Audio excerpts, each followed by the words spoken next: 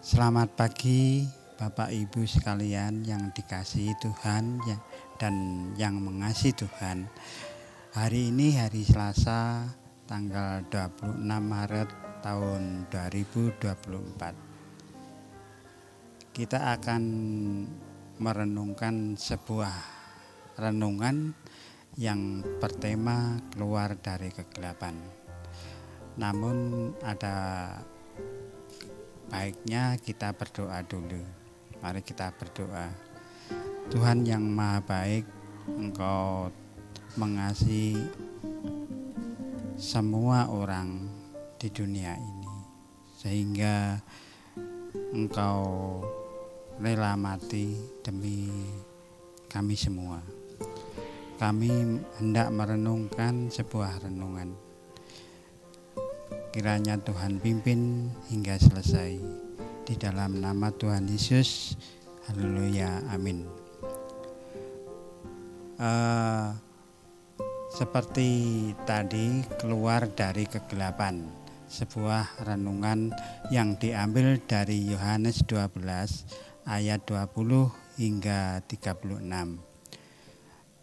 Namun yang saya bacakan ayat yang ke-35c. Siapa yang berjalan dalam kegelapan, ia tidak tahu kemana ia pergi. Abad pertengahan di Eropa sering disebut sebagai abad-abad kegelapan. Padahal Eropa di masa itu adalah pusat kekristenan. Sayangnya, saat itu gereja sendiri kehilangan arah. Gereja banyak dimasuki kepentingan-kepentingan politik.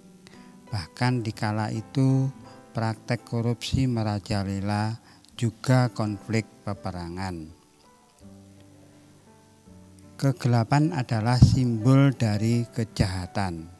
Injil Yohanes mengingatkan bahwa berada dalam kegelapan akan membuat manusia kehilangan arah. Manusia tidak tahu kemana ia akan pergi.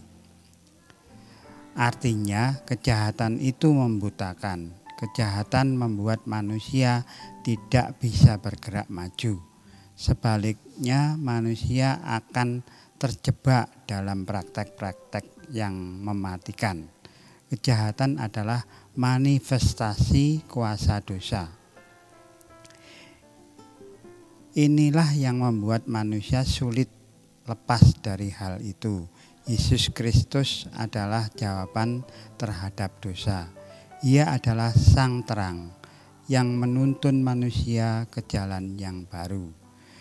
Ia yang membawa manusia keluar dari kegelapan ke dalam terang kehidupan.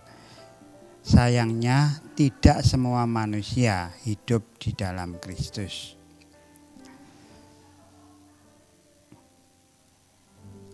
Gereja mengaku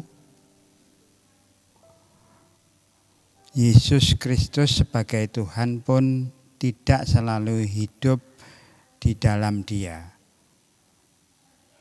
Hanya dengan bibir mereka mengaku Yesus, tetapi hati mereka jauh darinya. Inilah yang membuat gereja berada di abad-abad kegelapan. Bukannya menjadi pembawa terang, gereja justru terjebak dalam berbagai praktek kejahatan. Supaya pengalaman pahit itu tidak terulang, kita harus sungguh-sungguh hidup di dalam Kristus. Amin. Mari kita berdoa. Tuhan yang Maha Baik, kami tahu bahwa kami selalu terjebak di dalam suatu kegelapan.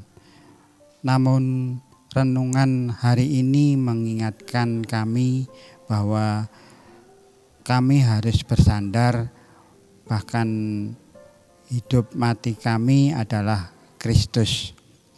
Tuhan, inilah doa kami yang kami panjatkan dalam nama-Mu. Di dalam nama Tuhan Yesus, haleluya, amin. Selamat pagi Bapak Ibu, selamat berjuang merdeka.